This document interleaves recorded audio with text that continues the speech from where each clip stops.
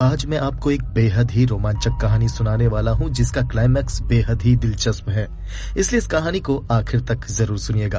अगर ये कहानी आपको अच्छी लगे तो उसको लाइक जरूर कीजिएगा और अगर आप चैनल में नए हैं तो सब्सक्राइब जरूर कर लीजिएगा। चलिए कहानी शुरू करते हैं। जून का महीना था और मौसम काफी खूबसूरत था। स्टुअर्ट अपने स्कूल से बाहर निकला। उसके स्कूल की छुट्टियां पड़ चुकी थी, पर वो खुश नहीं था क्योंकि जिस लड़की से वो एक तरफा प्यार किया करता था वो लड़की किसी और लड़के के साथ उसकी मोटरसाइकिल के पीछे बैठकर चली गई और स्टुअर्ट बस खड़ा उसे देखता रहा। अब स्टुअर्ट को लगा कि उसको भी एक मोटरसाइकिल खरीदनी चाहिए। स्टुअर्ट 17 साल का था। उसका स्कूल खत्म हो चुका था। अब उसे नौकरी ढूंढनी थी ताकि वो अपना खर्च उठा सके और फिर उसको एक मोटरसाइकिल भी तो खरीदनी थी ताकि वो जिसे चाहता है उस लड़की को अपनी मोटरसाइकिल के पीछे बैठाकर घुमा सके। उसके सभी क्लासमेट्स की नौकरी लग चुकी थी, मगर स्टुअर्ट नौकरी नहीं करना चाहता था। वो बस ये चाहता था कि कहीं से बस उसके पास एक मोटरसाइकिल आ जाए और वो उस लड़की को अपने पीछे बैठाकर एक लॉन्ग ड्राइव पर कहीं चला जाए। स्टुअर्ट लीड्स नाम के एक बड़े से शहर में रहता था जो इंग्लैंड के उत्तरीय इलाके में था। लीड्स एक व्यस्त शहर था। कई सारे दफ्तर, दुकानें, फैक्ट्रियां वहां भरी पड़ी थी, लेकिन वो जगह छुट्टियां मनाने के लिए बिल्कुल भी अच्छी नहीं थी। स्टुअर्ट का एक दोस्त था जिसका नाम था मार्टिन। वो एक गैराज में काम किया करता था। मार्टिन के पास एक मोटरसाइकिल थी जिसे वो बेच रहा था। वो एक खूबसूरत मोटरसाइकिल थी, एक जापानी सुजुकी। मार्टिन उस मोटरसाइकिल के 350 पाउंड्स मांग रहा था, पर स्टुअर्ट के पास 350 पाउंड्स नहीं थे। उसके पास तो फूटी कौड़ी तक नहीं थी। स्टुअर्ट हर रोज मार्टिन के गैराज में जाता और उस बाइक को देखता। वो बाइक सच में एक बहुत ही खूबसूरत मोटरसाइकिल थी जिसे स्टुअर्ट कैसे भी करके खरीद लेना चाहता था। यार 350 पाउंड्स आएंगे कहां से? स्टुअर्ट ने अपने आप से सवाल किया और फिर वो मार्टिन के गैराज से बाहर निकला और वापस अपने घर की तरफ जाने लगा। उसका घर ब्लेनहिम स्ट्रीट पर था, ब्लेनहिम यूनिवर्सिटी के नजदीक। ब्लेनहिम स्ट्रीट पर कई सारे पुराने खाली मकान थे जो अब खंडर बने हुए थे। ब्लेनहिम यूनिवर्सिटी इंग्लैंड के कई बड़ी यूनिवर्सिटीज में से एक था। यूनिवर्सिटी अक्सर जमीन और पुराने मकान खरीद लिया करती थी। ब्लेनहिम स्ट्रीट पे कई सारे जो पुराने खाली मकान थे वो अब उसी यूनिवर्सिटी के अंडर थे। उन खाली मकानों में कई सारे मकान ऐसे थे जो कई सालों से खाली पड़े थे।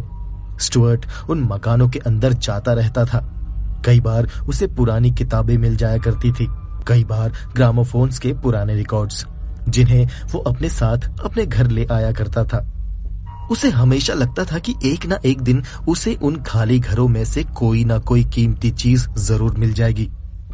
ब्लेनहिम स्ट्रीट के आखिरी छोर पर एक बड़ा सा पुराना मकान था। उसकी मालकिन एक अमीर बूढ़ी औरत थी जो अभी कुछ ही दिन पहले गुजर चुकी थी। उस बूढ़ी औरत के मरते ही यूनिवर्सिटी ने तुरंत ही वो मकान खरीद लिया। अब वो घर एकदम खाली था। उसके मेन दरवाजे पर लकड़ी के तख्ते ठोके गए थे। उसकी खिड़कियां टूटी हुई थी। स्टुअर्ट उसी घर के सामने खड़ा था। शायद वो इस फिराक में था कि वो उस घर के अंदर घुसे और वहां से कुछ ना कुछ जरूरी चीज उठा ले आए।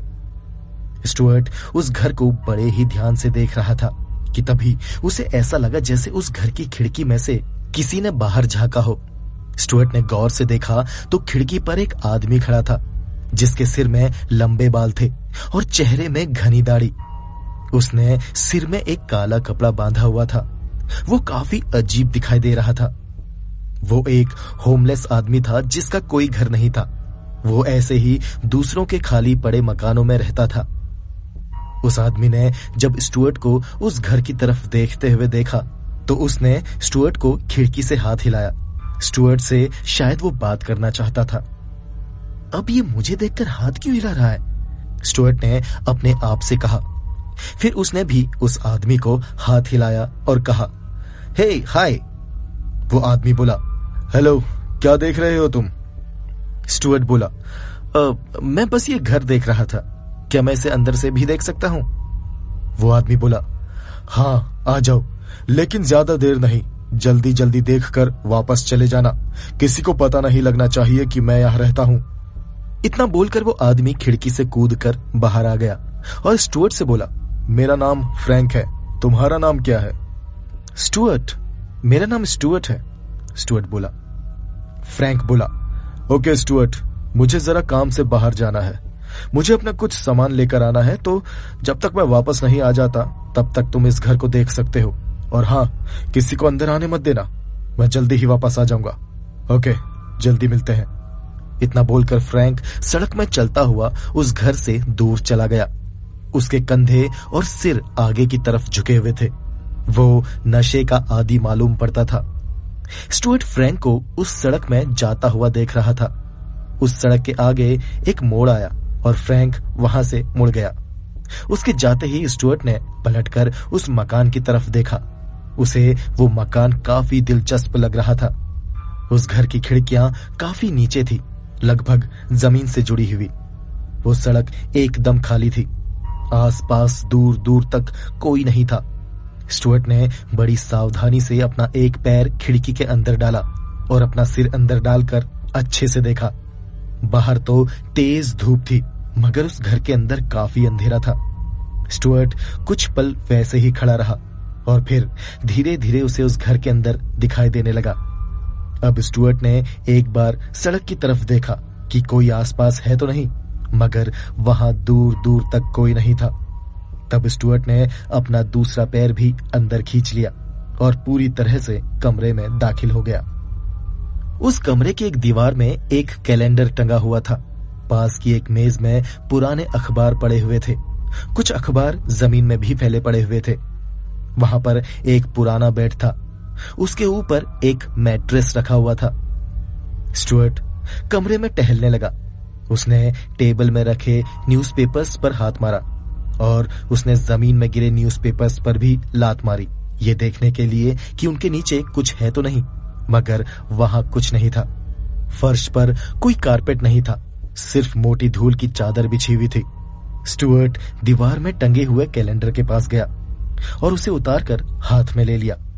वो कैलेंडर 5 साल पुराना था। किसी ने उस कैलेंडर को अब तक बदला क्यों नहीं, जबकि उस घर की मालकिन की मौत अभी कुछ ही दिन पहले हुई थी। फिर स्टुअर्ट को याद आया कि उस मकान की बूढ़ी मालकिन लंबे वक्त से बीमार थी और शायद वो 5 सालों से अपने बिस्तर से उठी नहीं होगी, इसलिए उसने उस कैलेंडर को बदला नहीं। और फिर उस कैलेंडर में एक जीसस क्राइस्ट की तस्वीर छपी हुई थी, शायद इसलिए भी उसे बदला नहीं गया होगा। फिर स्टुअर्ट कमरे में रखे बेड के पास गया, जिसके ऊपर एक मैट्रेस रखा हुआ था। स्टुअर्ट ने उस मैट्रेस को बड़े ध्यान से देखा। वो एक अच्छा मैट्रेस था। स्टुअर्ट ने उस मैट्रेस को उठाकर पलट दिया। उसने गौर किया कि उस मैट्रेस के कोने में सिलाई की गई थी और उस हिस्से में से वो मैट्रेस थोड़ा सा मोटा लग रहा था। यकीनन इसके अंदर कुछ कीमती जरूर मिलेगा, स्टुअर्ट ने मन में सोचा। और फिर उसने अपनी जेब से एक चाकू निकाला और उस सिलाई किए गए हिस्से को काट डाला और फिर उसने बड़ी सावधानी से उसके अंदर हाथ डाला। उसे महसूस हुआ कि उसके अंदर कुछ कागज के बंडल्स रखे हुए थे। स्टुअर्ट ने तुरंत उस बंडल को मैट्रेस से बाहर खींचा। उसने देखा वो बंडल न्यूज़पेपर से लपेटा हुआ था। स्टुअर्ट ने तुरंत उस बंडल को खोला तो जो देखा वो देखकर उसकी आंखें खुशी से चमक उठी। उसके अंदर कई नोट्स थे कि तभी बाहर से किसी के कदमों की आवाज आई और किसी ने पुकारा, हे स्टुअर्ट, मैं हूं फ्रैंक, कहां हो तुम? फ्रैंक स्टुअर्ट को आवाज दे रहा था। स्टुअर्ट ने फटाफट उन नोट्स को वापस अखबार में लपेटा और उसे अपनी पीठ के पीछे कर दिया। मैं वापस आ गया हूं, कहां हो तुम? फ्रैंक चीखा। फ्रैंक ने खिड़की से अंदर सिर डाल के कमरे में देखा और बोला, हे, तुम वहां पर क्या कर रहे हो? अब कुछ नहीं, स्टुअर्ट घबराते हुए बोला, मैं बस टहल रहा था। फ्रैंक खिड़की लांघ के कमरे में घुसा और स्टुअर्ट के करीब आया। स्टुअर्ट 2 कदम पीछे हट गया। उसने अभी भी अपने हाथ में न्यूज़पेपर का बंडल पकड़कर पीठ के पीछे छुपाया हुआ था। फ्रैंक ने कमरे में चारों तरफ देखा। उसकी नजर फर्श पर गिरे स्टुअर्ट के चाकू पर नहीं गई, जो फ्रैंक की आवाज सुनकर हड़बड़ाहट में स्टुअर्ट के हाथ से नीचे गिर गया था। फ्रैंक बोला, तुमने यहां से कुछ लिया तो नहीं? स्टुअर्ट बोला, नहीं, मैंने तुम्हारा कुछ नहीं लिया। फ्रैंक ने बेड की तरफ देखा और बोला, ये मैट्रेस, ये उल्टा क्यों पड़ा है? क्या तुमने मैट्रेस के साथ कोई छेड़छाड़ की है? फ्रैंक ने मैट्रेस उठाया तो देखा उसके कोने में एक कट था जिसमें से थोड़ी रुई बाहर निकल रही थी। फ्रैंक बोला, तुमने इस मैट्रेस को काटा है, ये यहां पर से सिला हुआ था। तभी फ्रैंक की नजर चाकू की तरफ गई। उसने वो चाकू उठाया और फिर स्टुअर्ट से बोला, क्या ये तुम्हारा चाकू है स्टुअर्ट? स्टुअर्ट बोला, हाँ, मेरा चाकू है। तो तुम इस चाकू से कर क्या रहे थे? फ्रैंक ने पूछा। स्टुअर्ट बोला, नहीं, कुछ भी तो नहीं, वो मेरी जेब से नीचे गिर गया होगा।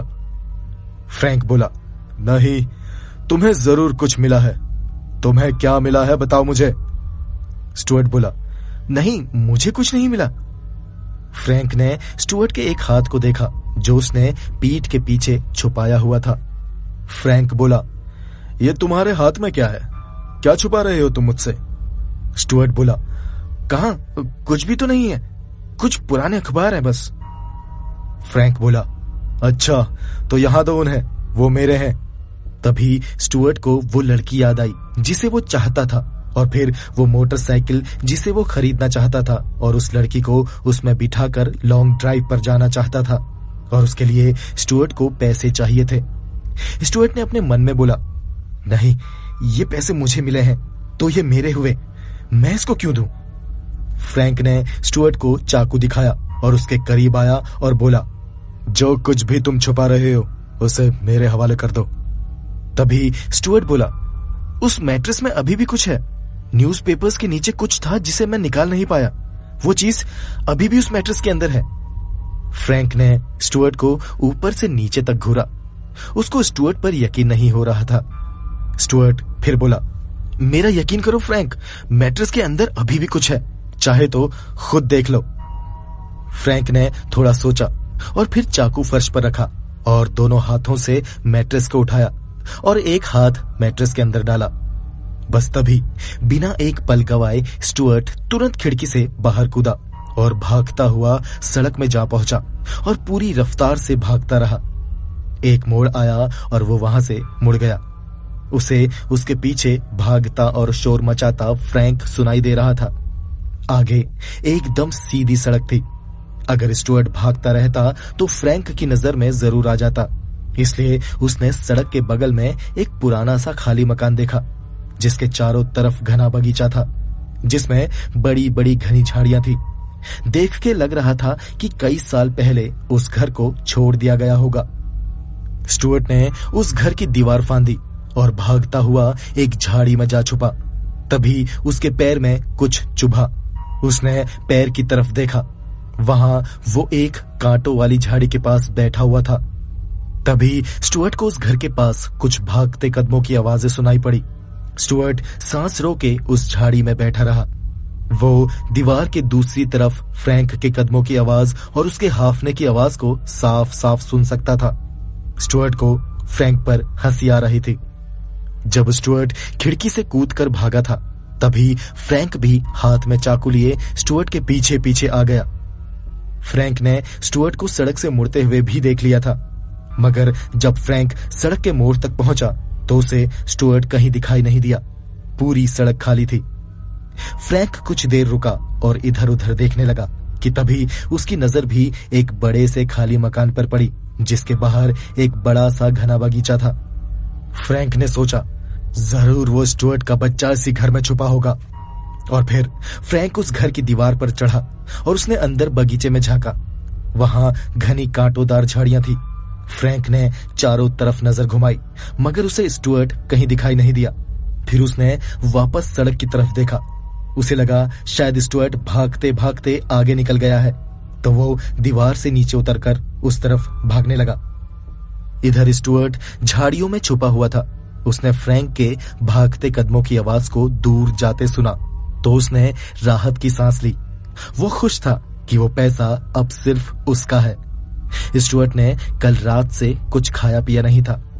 सुबह वो बिना नाश्ता किए घर से निकल गया था और उस दोपहर की धूप और गर्मी से उसका सिर दर्द करने लगा था। स्टुअर्ट ने खुद को संभाला और थूक निगलते हुए गले को गीला किया। फिर उसने न्यूज़पेपर में लिपटे हुए उन नोटों के बंडल को बाहर निकाला और उन नोट्स को गिनना शुरू किया। 10, 20, 30, 325, 350। स्टुअर्ट के हाथ में 350 पाउंड्स थे और उस बाइक को खरीदने के लिए स्टुअर्ट को 350 पाउंड्स की ही जरूरत थी। उसे उसकी ख्वाहिश पूरी होती नजर आ रही थी। गर्मी से स्टुअर्ट का सिर घूमने लगा, उसे पसीना आने लगा। स्टुअर्ट ने सोचा, अभी इस धूप में बाहर निकला तो जरूर चक्कर खा के गिर पड़ेगा, नहीं तो फ्रैंक तो उसे ढूंढकर उससे पैसा वापस ले ही लेगा। इससे अच्छा है कि वो वहीं उस झाड़ी में कुछ देर आराम कर ले, और जब फ्रैंक उसे ढूंढता हुआ वहां से दूर चला जाएगा तब वो वहां से बाहर निकलेगा और मार्टिन के गैराज में जाकर वो बाइक खरीद लेगा। तब तक दिन के 2 बज चुके थे और गर्मी बढ़ती जा रही थी। सड़क के एक किनारे पर एक पुलिस की कार खड़ी थी, जिसके अंदर 2 पुलिस वाले बैठे डोनट्स और बर्गर खा रहे थे, जिसमें एक डिटेक्टिव था और दूसरा इंस्पेक्टर। इंस्पेक्टर थोड़ा मोटा और थुलथुला था, जबकि डिटेक्टिव दुबला पतला। तभी डिटेक्टिव को कुछ अजीब दिखा और वो चौंकते हुए बोला, सर वो देखिए। मोटे इंस्पेक्टर ने उस तरफ देखा जिस तरफ डिटेक्टिव ने इशारा किया था और बोला, कहां, क्या है वहां? डिटेक्टिव बोला, सर वो देखिए, एक आदमी हाथ में चाकू लिए भाग रहा है। वो आदमी पागल लग रहा है सर, वो किसी को नुकसान पहुंचा देगा। मोटा इंस्पेक्टर बोला, जल्दी बाहर निकलो और पकड़ो उसे। दोनों पुलिस वाले अपनी कार से बाहर कूदे और उस आदमी की तरफ दौड़े। वो आदमी कोई और नहीं, फ्रैंक था। फ्रैंक ने जैसे ही पुलिस वालों को देखा, उसने चाकू जमीन में फेंक दिया और वापस उल्टी तरफ भागने लगा। डिटेक्टिव ने फुर्ती से लपकते हुए फ्रैंक को धर दबोचा। मोटे इंस्पेक्टर को उसका फेंका हुआ चाकू कुछ दूर घास में गिरा हुआ मिल गया। डिटेक्टिव ने कसकर फ्रैंक का हाथ पकड़ा और उसे पुलिस कार की तरफ ले गया। मोटा इंस्पेक्टर भी हाथ में चाकू लिए उनकी तरफ आया। उस मोटे इंस्पेक्टर ने फ्रैंक का चेहरा देखा और बोला, ओह, तो ये तुम हो फ्रैंक? बड़े दिनों बाद मिले। किसी का कत्ल करके भाग रहे हो या किसी का कत्ल करने के लिए? फ्रैंक बोला, मैं किसी का पीछा कर रहा था। इंस्पेक्टर बोला, ये धारदार चाकू लेकर किसके पीछे भाग रहे थे तुम? फ्रैंक बोला, एक लड़का था, मेरा पैसा लेकर भागा है। इंस्पेक्टर बोला, पैसा? कितना पैसा था? फ्रैंक बोला, मुझे नहीं पता, पर बहुत पैसा था। डिटेक्टिव, जिसने फ्रैंक के हाथ को पीछे से पकड़ा हुआ था, वो बोला, तुम्हारा पैसा था और तुम्हें नहीं मालूम कि कितना था? कहां से आया था तुम्हारे पास वो पैसा? फ्रैंक बोला, मुझे वो पैसा एक पुराने घर में मिला था। डिटेक्टिव ने फ्रैंक को कार के अंदर धकेला और बोला, चलो कार में बैठो।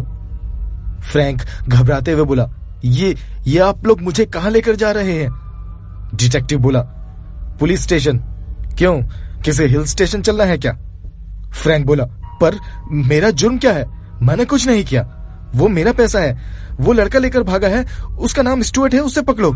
मुझे क्यों पकड़ रहे हो? स्टुअर्ट? कौन स्टुअर्ट? मोटा इंस्पेक्टर बोला।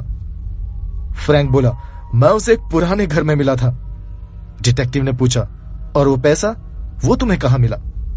फ्रैंक बोला, मुझे वो पैसा एक मैट्रेस के अंदर मिला था। डिटेक्टिव बोला, अच्छा, अभी वो पैसा किसके पास है? फ्रैंक बोला, वो पैसा स्टुअर्ट के पास है, वो लेकर भाग गया है मेरा पैसा। इंस्पेक्टर डिटेक्टिव की तरफ देखकर बोला, तो अब हमें लिटिल स्टुअर्ट को ढूंढना पड़ेगा। दूसरी तरफ स्टुअर्ट आधे घंटे से बगीचे में छुपा बैठा था। उसने सोचा, काफी देर हो चुकी है, तो अब बाहर निकलना ठीक रहेगा। फ्रैंक भी अब दूर जा चुका होगा। अब सीधा मार्टिन के गैराज में जाकर वो मोटरसाइकिल खरीद लेगा, और अभी उसका सिर का दर्द भी ठीक हो चुका था। स्टुअर्ट झाड़ियों से बाहर निकला और दीवार चढ़कर बाहर देखने लगा। बाहर सड़क में दूर दूर तक कोई नहीं था। वो दीवार कूदकर सीधा मार्टिन के गैराज की तरफ चल दिया। उसके जाते ही उसी घर के बाहर पुलिस की कार आकर रुकी, जिसकी खिड़की से बाहर सिर निकाल के फ्रैंक चीखा, ये देखिए, वो इसी बगीचे में छुपा होगा। फ्रैंक के दोनों हाथों को हथकड़ी से बांधकर दोनों पुलिस वाले उस पुराने घर की दीवार को लांघकर बगीचे में घुस गए। उधर स्टुअर्ट मार्टिन के गैराज में पहुंचा। गैराज में जोर शोरों से काम चल रहा था। स्टुअर्ट ने देखा मार्टिन एक कार का हुड खोल के उसके इंजन में झुका हुआ कुछ काम कर रहा था। स्टुअर्ट उसके पास गया और बोला, हेलो मार्टिन, कैसे हो? मगर गैराज में ठोका पीटी की वजह से मार्टिन ने शायद स्टुअर्ट की आवाज नहीं सुनी। स्टुअर्ट फिर बोला, मार्टिन, मैं वो मोटरसाइकिल खरीदना चाहता हूं। मार्टिन ने अभी भी कोई जवाब नहीं दिया। स्टुअर्ट ने उससे फिर से आवाज दी, मार्टिन, तुम सुन रहे हो ना? मार्टिन ने पलट के पीछे देखा, फिर वापस झुक के इंजन में काम करने लगा। स्टुअर्ट को मार्टिन के इस बर्ताव पर अब गुस्सा आने लगा और वो गुस्से में बोला, मार्टिन, मैं वो मोटरसाइकिल खरीदने आया हूं, मेरे पास पूरे पैसे हैं, ये देखो। इतना बोलते हुए स्टुअर्ट ने अपनी जेब में हाथ डाला, मगर वहां पैसे नहीं थे। फिर स्टुअर्ट को लगा जब वो दीवार फांद के उस घर से बाहर कूदा था, तब शायद उसकी जेब से नोटों की गड्डी वहीं गिर गई। अब स्टुअर्ट मार्टिन से बिना कुछ और बोले उसके गैराज से बाहर निकला। उसने देखा बाहर उसकी पसंदीदा मोटर बाइक धूप में चमचमाती हुई खड़ी थी।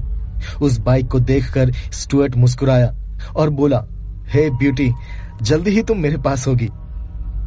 अब स्टुअर्ट पूरी रफ्तार से उसी घर की तरफ भागा जहां वो कुछ देर पहले छुपा हुआ था।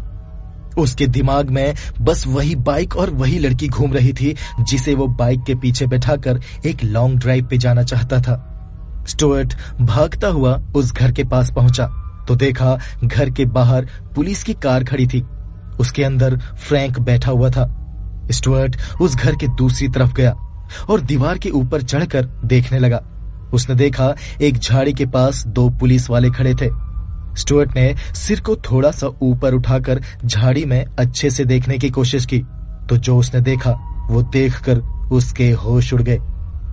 पुलिस वालों के सामने झाड़ी में एक लाश पड़ी हुई थी और वो लाश किसी और की नहीं, स्टुअर्ट की ही थी। स्टुअर्ट हक्का बक्का सा रह गया। वो दीवार फांद के उस घर के बगीचे में गया और अपनी लाश के पास जाकर खड़ा हो गया। उसने अपनी लाश को देखा। उसकी लाश का चेहरा नीला पड़ा हुआ था। दोनों पुलिस वाले आपस में बात कर रहे थे। इंस्पेक्टर बोला, इसकी जेब चेक करो, जरूर उसमें पैसे होंगे। डिटेक्टिव ने स्टुअर्ट की जेब में से एक नोटों की गड्डी निकाली और बोला, चलो अपना काम तो हो गया, इसमें से थोड़े पैसे फ्रैंक को देकर यहां से दूर भगा देंगे, बाकी हम आपस में बांट लेंगे। इंस्पेक्टर बोला, पर इस लिटिल स्टुअर्ट की लाश का क्या करें? डिटेक्टिव बोला, यहीं सड़ने दो इसे, इन्वेस्टिगेशन होगी तो पैसे के बारे में पता चल जाएगा और हमारे हाथ आया हुआ माल हाथ से निकल जाएगा, यहीं छोड़ दो इसे। दोनों नोट गिनते हुए वहां से जाने लगे। इंस्पेक्टर बोला, वैसे ये मरा कैसे होगा? डिटेक्टिव बोला, इसका चेहरा देखो, नीला पड़ा हुआ है, लगता है किसी जहरीले सांप ने इसे काटा है, उसी से इसकी मौत हुई है। तब स्टुअर्ट को याद आता है कि जब वो उस घर के बगीचे में दीवार फांद के कूदा था तब उसके पैर में एक कांटा चुभा था। अब उसे समझ आया कि वो कोई कांटा नहीं था बल्कि किसी सांप ने उसे काटा था। दोस्तों, अगर ये कहानी आपको अच्छी लगी तो उसको लाइक करें और चैनल सब्सक्राइब नहीं किया तो सब्सक्राइब कर लें। मेरे चैनल में इसी तरह की कई और दिलचस्प कहानियां हैं, उन्हें भी जरूर सुनें। चैनल से जुड़े रहें। मुझे और इस कहानी को यहाँ तक सुनने के लिए आपका धन्यवाद।